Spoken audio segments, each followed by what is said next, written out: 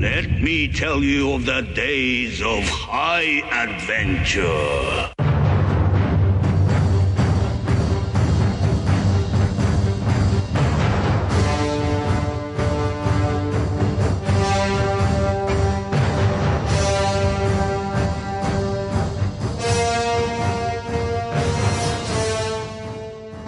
Hey, what's up, everybody? I'm Kevin. And I'm John. And this is 6 Degrees of Schwarzenegger, the podcast where we take a long, hard look back at some of our favorite action movies from the era of Arnold. Schwarzenegger is the icon of the genre, as you well know, and we're taking a deep dive into some of these 80s and 90s cult action movies and breaking them all the way down. Let's do it.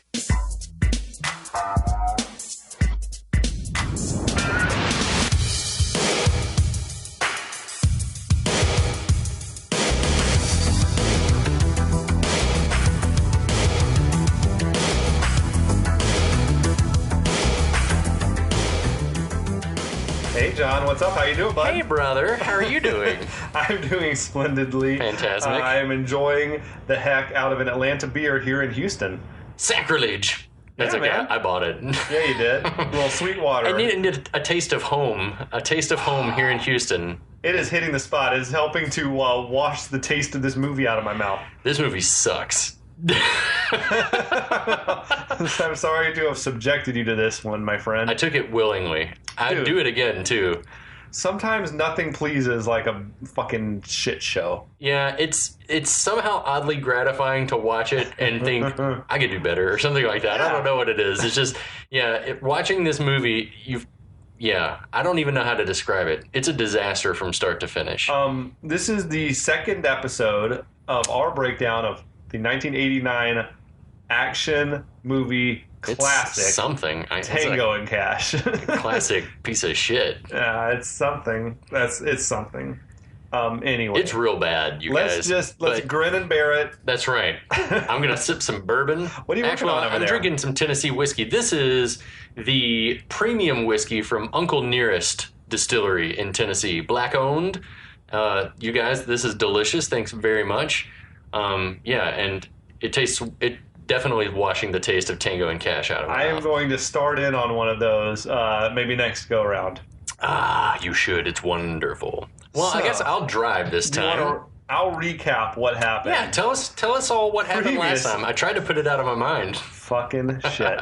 So, Tango and Cash are the two best cops in Los Angeles, I guess. That's what we've been led to believe. We saw them each do a couple of little action sequences in the beginning that would have put any other cop on administrative leave for a while. And also, you brought up a good point that they're both lieutenants. Yeah. Out making busts and doing arrests and stuff when they should be behind a desk They're running bossing and people ripping. around. Yeah, they should be delegating resources and giving orders to their sergeants and everything like that. Oh, well. But no, they're out there on the streets fucking busting heads, kicking asses. They're doing stuff. So each of them, they view each other as rivals, I guess. Right. Not a lot happened in the first chapter if you think about it. No. Basically, we're introduced to both the characters, and then they both get the same tip for the same bust that they can maybe try to make that night. And we meet the suite full of bad guys. Yeah, there's a whole bunch of bad guys led by Perrette, played by Jack Palance. Right. He's Excellent. got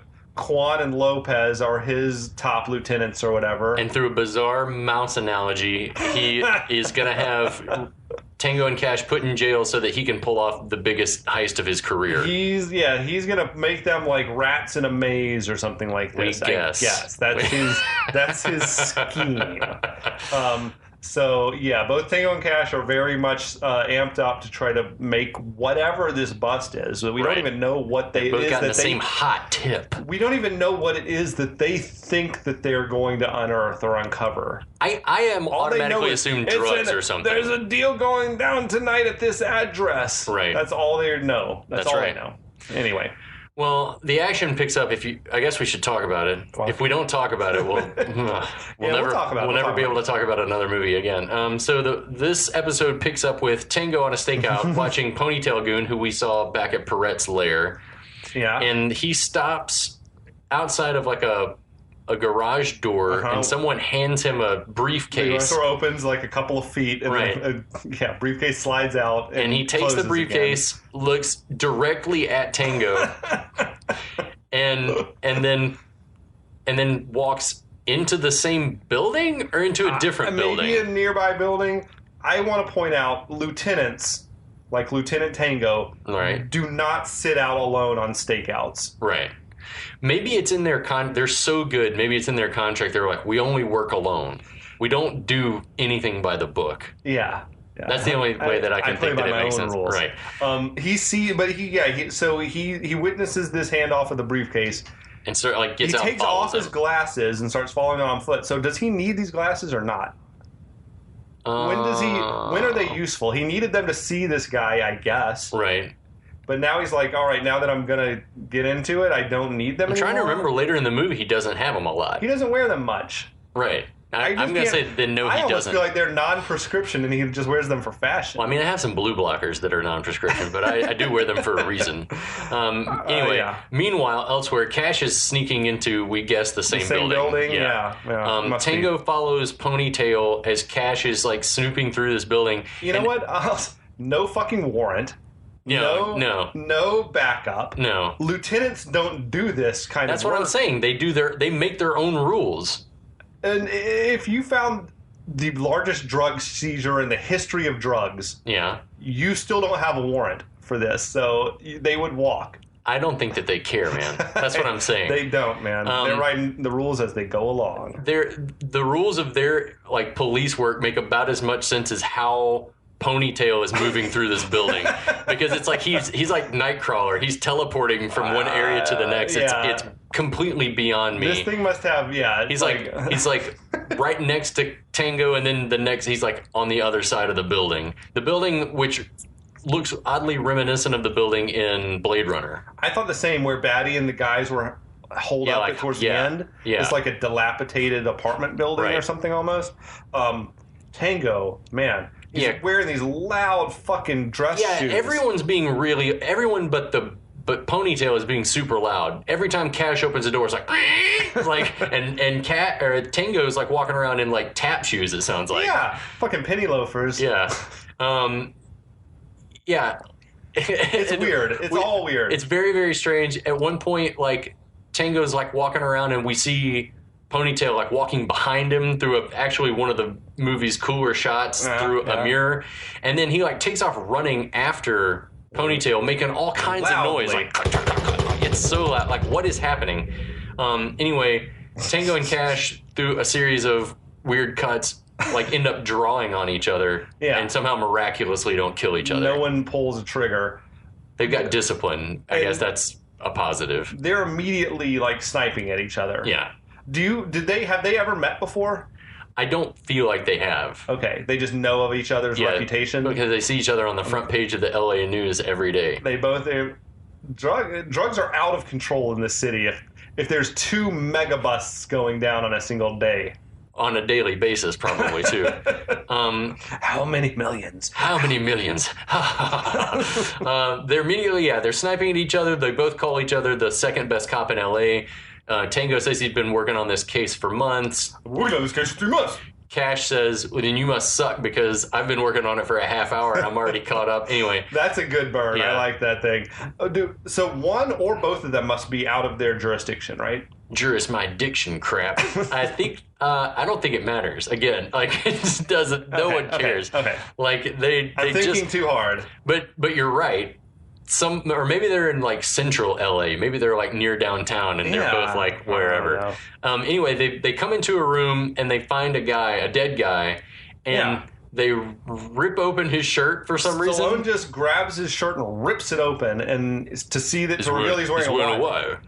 Which you're just tampering with evidence right now. You don't touch the dead body. Fucking you know Kurt this. Russell is picking stuff up and there's spinning chairs around. I'm sitting there going crazy because I'll watch TV now and when someone comes across a dead body and I'm even if it's a loved one, I'm don't touch them, they'll think it's you. The guys are they're touching everything. Right, their fingerprints are all over everything. Oh, yeah. They're fucked. As they're discussing how strange this all is, and boy is it, we see elsewhere someone's recording their conversation. We see some reel-to-reel of deal happening. Suddenly, police burst in. And well, it's the FBI maybe. Yeah, FBI, somebody, law enforcement officers. FBI. I got it wrong on my notes in wrote police. Okay, I think it is the FBI. Yeah, that makes sense because later on they're in the Federal Bureau of Investigation, IA or something like that. Yeah. So the FBI bursts in and arrests him. Another of Cash's guns, we guessed the same gun that was in the drawer at the police station. Which that made me think then were the guns swapped out maybe, and the one from the drawer was not his, but just the same model or something. But I feel like if he would recognize the sight, then he would recognize that wasn't his gun. That was my thought as well, but it must have been the same gun from Act 1. Otherwise... We'll call it a plot hole. Not in this movie, my friend. Not in this movie. So yeah, the same one from Act 1. We're not sure. We thought anyway. Yeah, he picks up the gun. The FBI guy's just handling it. I feel like with his bare hands. Louis Arquette. Yes, the Arquette family patriarch, the scion. He's usually playing comedy roles. Yeah, but yeah, he's more of just a. I remember him as the narrator in Corky's musical Red, White, and Blaine. Beans, I love beans. Big, fat, hot, juicy beans. Don't get me started about beans. Oh my God. Cash says that the gun must have been stolen from his locker. Immediately, the police or the FBI, whoever, law enforcement have immediately turned on their own in this situation. You're going down for this. You love that shit. I love the moment where Tango tried to walk out on him, where he's like, I don't know this man. I didn't come here with this man, and with your permission, I will be leaving this man. Ciao, babe. Ciao, babe. I did enjoy that. I was like, yeah, that was one of Stallone's few decent deliveries. Yeah, not all of the lines in the movie are terrible, but 100% or almost 100% of the deliveries are terrible. But this is one of the ones that Stallone got right. We see outside Ponytail swap an audio tape with a guy in a car who's been recording or hanging out or doing something, and we see that it's Dr. Edgemar from Total Recall. Oh, yes, it is. Roy Brocksmith. We also hear Ponytail speaking in a Cockney accent. The story goes, I read, that this guy, Brian James, was supposed to have like 0 lines, but that Stallone heard that he could do this accent and just like lost his shit. He's like, this is the greatest thing I've ever heard. And so that he wrote him a bunch of lines so that he would be talking more in the movie. It's every single Cockney expression you can think of. It is so cliche. Yeah. He sounds like the governor. Peratt, he's the governor. You're not a tosser. You're nothing but a tosser. Yeah, it's madness. Fuck you. And then we get our second newspaper shot. Yeah. Police department stunned. Tango and Cash arrested for murder. Also, it said East Side, West Side, hero cops caught in drug deal action. Love it. So I guess that's what's going on. One's the top dog on the east side and one's top dog on the west side. Right. Although, when we did see Cash earlier walk into his station, it said like Central City Precinct. Oops. So whatever. No bullets. Whatever the fuck. Dude, I read the review that said every single plot point of this movie is delivered via newspaper headline. It's 100% accurate. That's nifty. It's a nifty trick. It's sort of Verhoeven, but not good. Yeah. Not at all. We see Tango's captain maneuvering through an army of reporters, and he's like asking, they're asking him questions. He's like, no comment. Then we see the two captains, both of their captains. In that moment where he was getting jostled by all the reporters, I was just sure his wig was going to fall off. It should have. That thing was like, must have been stapled his hairline had changed from the last time we saw him. It was pushed back further. It looks differently every scene. Tango's captain, Cash the captain, going over the evidence. They found the 380 at the murder scene. Yep. No one but them was seen coming or going, and they have a tape. Oh, yes, they have a tape. It doesn't look good for Tango and Cash right now. The case closed, I guess. They listened to the tape. There appears to be a drug deal going down between the FBI agent and Tango and Cash. Right. That ended in the agent's murder. And then we see another newspaper. Yes, the third newspaper in shot. Cops Tango and Cash to stand trial for drug deal murder. I like the slow-mo perp walk. Yeah. It's kind of cool. It is like when they just take something on the news and then they slow the guy down and he looks more sinister. Right. Then we see newspaper shot number 4. The cops cry foul. Tango and Cash claim setup. Plead not guilty. There was a little sidebar story that said like about split egos and something. And I was wondering if that was like a meta comment on this film. That like we got these two big egos. Absolutely, involved. yeah. Two very different cops, very different styles. Newspaper shot number 5. DA vows to convict rogue cops for murder. Policemen face life in prison if found guilty. Yeah. In court, audio expert played by Michael Jeter. Yes. Character's name Skinner. Famous in the 90s. Did a lot of TV work. Michael Jeter is awesome. Yeah. He was on Evening Shade with Burt Reynolds. I don't know if you remember that show. I loved that show. We watched that show a lot. I've never seen It was funny. I remember him well from the Costner movie Open Range. Okay, he was like the guy running the livery. He was also... Oh, yeah, that's right. Yeah. He also played Edouard Delacroix in Green Mile. Oh, hell yeah. With the mouse circus. Yeah. That was heartbreaking. Yeah, absolutely. It was after... Spoiler.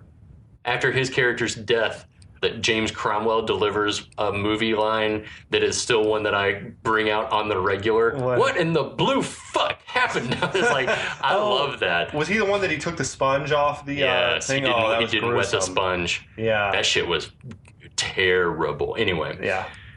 Michael Jeter says, yeah, it's definitely them. I'm an expert. And it's definitely their voices.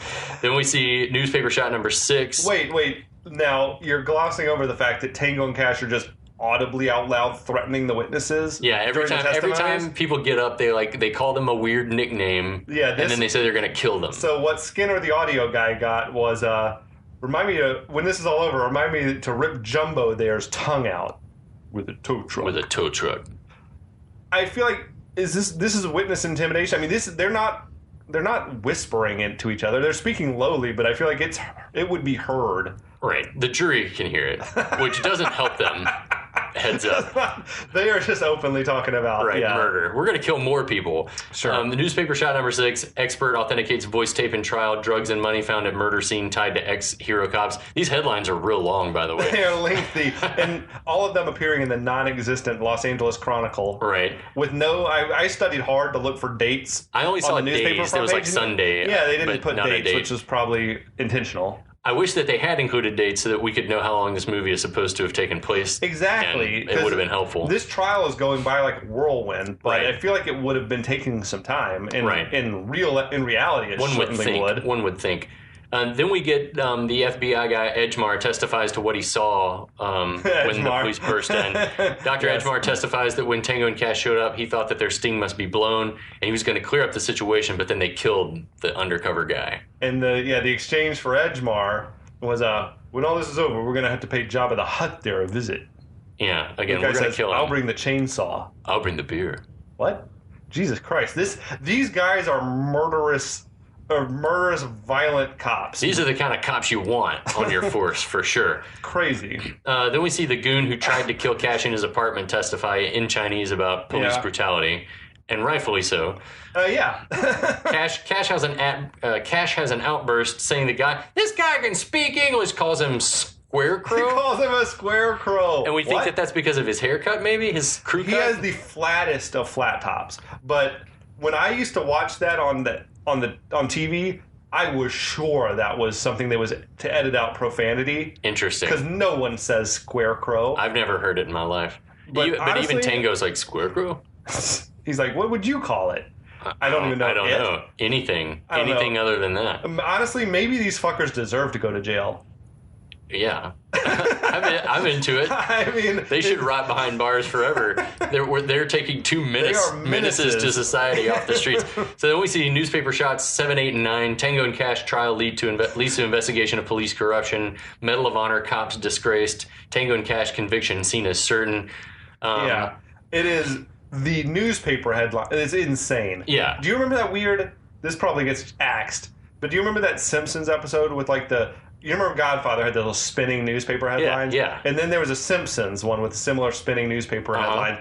And the final headline was something about like newspaper spinners go on strike or something. It was pretty great. I love it. Yeah. I love it. Simpsons is awesome. Well, it was. This is newspaper headline overdose though. Yeah. It's half of what we're seeing for the past 5 minutes has been newspapers. Right. But on all the newspaper shots, the body of the articles is nothing to do with Tango or Cash or anything from the movie. It's just word salad. They didn't pay a writer to write some real articles. No, they just were like, it's not going to be up there long enough. But when I freeze frame my Blu-ray, you're a genius for even trying. I just was like, I don't even care what the articles say. No, no one should. And I'm a notorious proofreader, but I'm like, oh, it's just exhausting. You said that was like a thing in the ad business. Not necessarily the word salad thing. Like if you're looking at a layout, testing a layout, a lot of times just to see what a specific word count is going to look like, advertising people will put in, or designers will put in Greek, they call it, and basically it's just nonsense Latin. Okay. And they'll just say, they'll like get an automatic thing to like produce 250 words worth of Greek, they call it. But anyway, so that's like, people are like, do you need content for this, or do you want me to Greek it? So yeah, this is sort of like Greeking, but it's in English. It's filled with nonsensical English. Like they're sentences that you can read, but they say nothing. They're just a circular logic. Like the script of this movie. Oh shit! Maybe it was written by the writer on the copy. Randy Feldman. Oh, he's done it again. You know, when they make this movie for overseas audiences, like in general, do they make a different shot that's in Chinese? No, they put a subtitle. They put subtitles along the bottom because they do that in other movies. If the newspaper's in German or something, they just put it. They in don't English make another shot for the German release. No. Okay, no, they say fuck you. You can read this. Fuck you guys. Then we see Tango's lawyer says he needs to plead guilty to lesser charges in exchange for guaranteed minimum security prison. Tango wants to know if Cash is going to take the same deal. And he says, I want to talk to Cash. I want to talk to Cash. I want to talk to Cash. Can't even say his name. Like, why can't you say his name? Why can't you say the name Cash? I don't. That's just how he says it. Kesh. Cash. When you say it, though, it sounds like Stallone. Cash. It sounds like Stallone saying Cash. Stupid. So we switch over to the two are in a room, and Tango's not talking, just quietly drinking a glass of water. Cash says he needs to get to work on his statement and that he'd like to go. It's so weird. They're not cuffed and there's no supervision. I thought like this. I don't know if that's how it maybe would go they've got down. a guard sitting outside the door. I don't know. In the movie, they never touch on this. But are these guys in jail when they're not in court, or that they bailed out? What do you think? I guarantee you that they're free to come and go as they please. Okay. Because they got the special cop treatment. Yeah. Okay. Well, as we'll find out, even their punishment is so light. Like That's true. It's the plea deal that they make. Shockingly light. Well, anyway. yeah, because both of their guys, I guess their lawyers have told them they should cop a plea. Right. Exactly. Yeah. And the evidence is so damning. And we know that Tango can afford bail. Kiki probably came and bailed him out. So. That's true, Kiki. Yeah. As they're sitting in the room talking about the deal that they made to go to the minimum security, like sort of country club of prisons, that's when Kurt Russell's like, oh, you're going to like it there. I heard that open the gym at 5 a.m. You can get pumping early. And he does the little like beach flex, you know. That's pretty good. Enjoy... Kurt Russell strikes me as the guy who he's just brimming with confidence. He doesn't get his swagger from muscles, which I feel like is a little bit of what Stallone's got going on, is that he wants to be primped and glamorous and oiled, muscle. glistening. Yeah, but I do love his little... him mocking Stallone's muscles made me laugh. I do. Well, yeah, everything Kurt Russell does in this movie makes me feel a little bit better about this movie, but only slightly. So both guys' lawyers are advising them to take a plea deal in exchange for easy prison time. Right. They agree to take the plea deal together, and both want to make a statement in court. Yeah, there's a whole like seniority bit where there's like who was born first gets to make the statement. It's so stupid. I enjoyed that. I didn't like the logic of it. I enjoyed. What Kurt Russell asked Tango. Yeah, when's your birthday? Cash asked Tango when your birthday was, and he gives him a date. And then Cash says a date that was earlier in the year, and he's like, haha, I win. And then Tango knows Cash's birthday. I guess from reading a file or something. Right. And the date he gives, August 16th, was the day Elvis died. Oh, interesting. That's funny. This movie's full of Easter eggs. Because Kurt Russell isn't, he's nothing if not a big Elvis fan. Right. And played Elvis. Yeah. But I like when he says that date, August 16th. Isn't that the date you were hatched? Yeah, that line is pretty good. That's pretty good. But it's just So it's the idea of the bit gets on my nerves. Yeah, everything about every aspect of this movie should get on everyone's nerves. In court, Tango makes an eloquent statement saying that he doesn't want their guilty plea to reflect on the rest of the police department. Yeah. Admits to sometimes being overly aggressive with perpetrators. He's like, if it's a crime to be too aggressive with arresting criminals, then I guess I'm guilty. All the cops I've worked with are good cops. Bullshit. Yeah. And then why is the lawyer acting like that was completely unexpected? Did he not know that anyone was going to give the lawyers said that they should make a statement or will something. you let me handle this? Like, why is he freaking out? He knew he was going to give a The statement. deal's already, I assume, been agreed to. Doesn't make any sense. I enjoyed Cash's Statement's better. This whole thing fucking sucks. I like the police cheered for it, though. Yeah, That's the police awesome. who were in the courtroom. The courtroom was fucking filled with officers. Yeah. And they all, they're into it. They're into it. Yeah, so they ended up pleading no contest to voluntary manslaughter, and they're sentenced to not more than 18 months in a minimum security facility. Then we see newspaper shot number 10. Guilty. Tango and Cash get 18 months. Yeah. How long do you think it's been from arrest to this moment of sentencing? Well, this was newspaper shot 10, so I'm going to say 10 days? a week. Maybe a week. We know, I mean, the legal system doesn't move quickly. The wheels of justice are not greased. In real life, it would be months that it would take for this to happen. But it's also then weird. In an earlier scene in the first episode, Perret talked about they're going to have the biggest deal ever in 2 weeks. Right. Which to me is a weird thing to say unless you're sort of setting the timetable for what the movie is going to unfold under. But this can't possibly have happened in 10 days. I think it's supposed to have happened in 7 days. You think so? Yeah. Okay. All right. It might be. This movie doesn't give a fuck. It does not care about time or sense this or movie logic. operates by its own rules. Much like Tango and Cash. Much like Tango and Cash themselves, it operates on its own rules. So we're going to proceed with, under the assumption that it's been roughly a week and a half since they were arrested. That seems fair to me. A week and a half. Let's go with that. So we switch over to Perret's lair. He's celebrating by pouring some shots, probably some expensive tequila. Yeah. Some mezcal. Quan and Lopez aren't as delighted. They ponder what happens when Tango and Cash get out of jail. Lopez, again, he says that he's not into Perret's games. Same, brother. I feel like the movie should have been even more direct with how stupid this is. Like, gone full on, like, Dr. Evil and Scott Evil. Like, what are you doing this for? Let's just kill him right now. Yeah. Like, I've got a gun in my room. we can do it together. Yeah. And then Jack Palance, Perret, what makes you think they'll ever get out again? Yeah. Tango and Cash, and then they take their shot, and they're like, we're sort of left to like think like, what do you mean by that? That he's going to have him killed, we guess. Yeah, it must be. So we switch back. We have transitioned. Tango and Cash are arriving at prison, and it is not a minimum security prison. It was some Shawshank Redemption shit. It was like a castle. That's exactly what I thought. Yeah, it was like Shawshank. It was a castle. It was built from stone.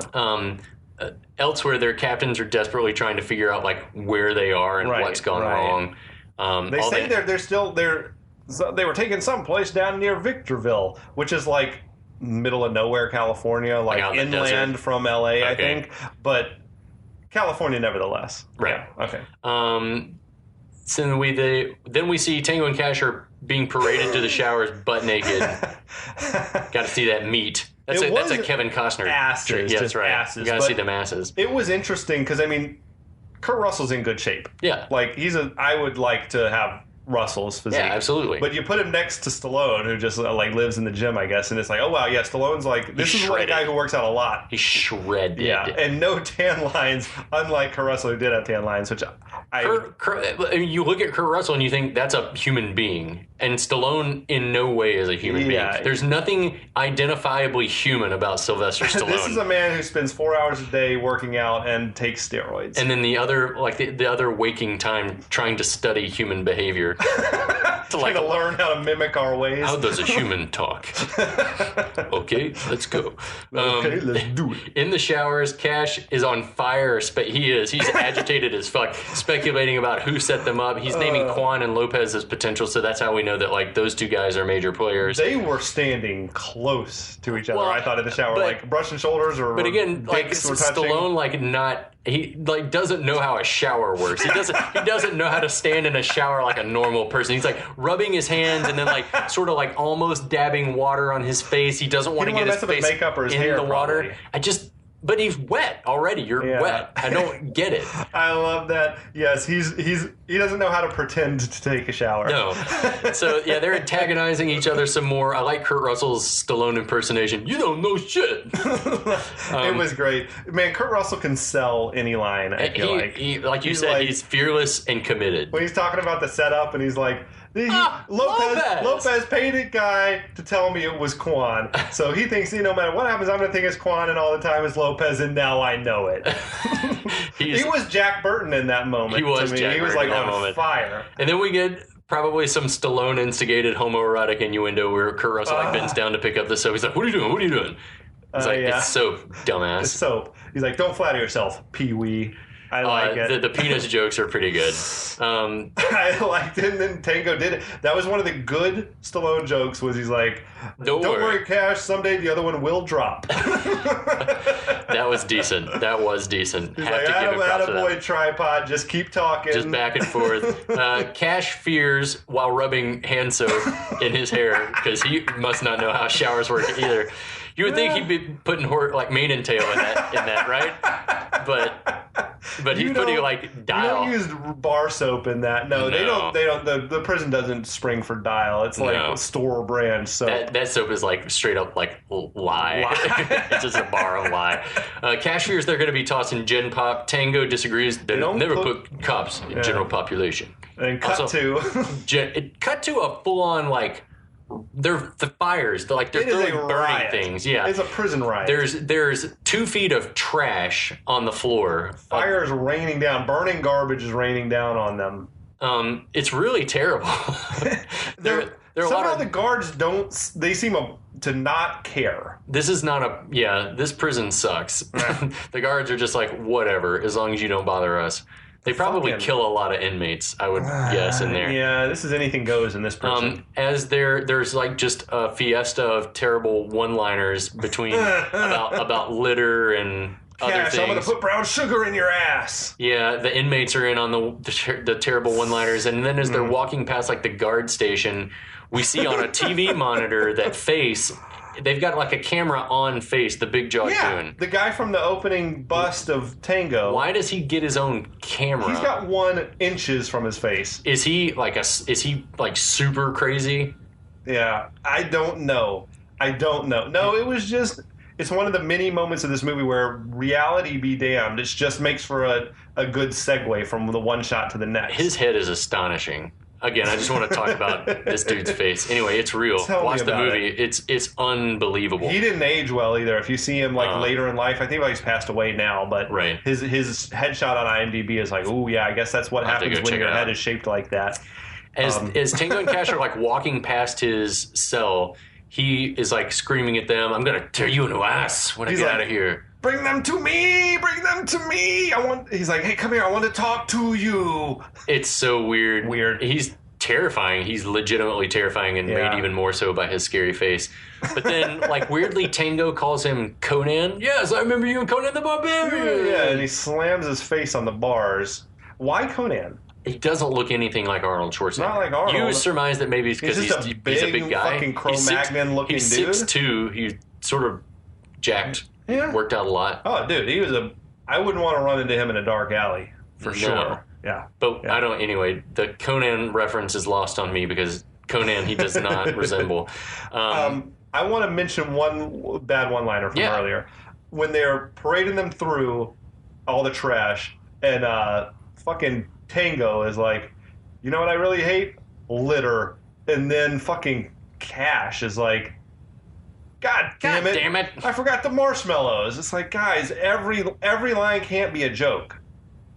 I mean, it can be. But it's better if it's not. This movie, I feel like 50% of the lines were meant to be one-liner jokes. There's something to be said for restraint. Less is more. And this movie is not about that. Yeah. He's like saying, just say as many jokes as you can as fast as you can. I love it. We see the boys each going into their cells. Cash is put in a cell It's gross as hell. Fuck. His cellmate's enormous. Oh, yeah. I love that. There's porn all over the walls. Between this, Shawshank, and Oz, prison seems terrible, and I don't want to go. The argument that they had over the toilet, though, was pretty great. Yeah, no, this is yours. Cash goes to urinate, I guess. The dude's like, that crapper's mine. And then he's like, let's get one thing straight. And yeah. The dude stands up and he's 9 feet tall. The hulking beast of a man steps out. That is yours. Fucking Kurt Russell, killer comic timing. Always. Then we see in Tango's cell a psychotic Clint Howard playing with a slinky and trying to intimidate him, saying basically I think if you look at the newspaper, it talks about how like a guy killed his best friend, and that's supposed to be like a news clipping about him. Yes, yeah, that's the impression we get. That he murdered someone. He said, that's my best friend. I killed him. And that crazy people, like, you don't mess with crazy people. Yeah, crazy. I'm crazy. Crazy people aren't afraid of anybody. Right.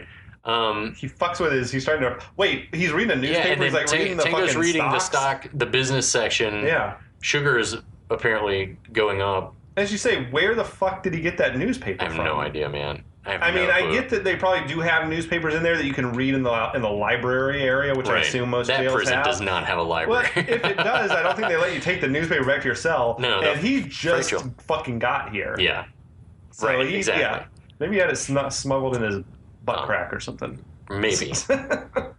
Later on, after lights out, we see Cash, like, not able to sleep, kind of smothered under his giant cellmate on the bottom bunk. We had to get in a fart joke.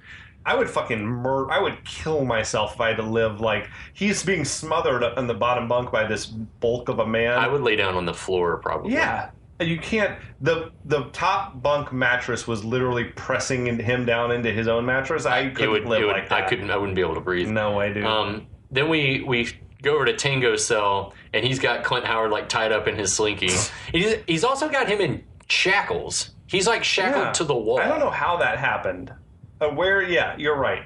Where did those come from? Was it shackles or was it the slinky? It was straight shackles. Both. There were shackles and a chain around his wrist, and then he's also wrapped up in the slinky.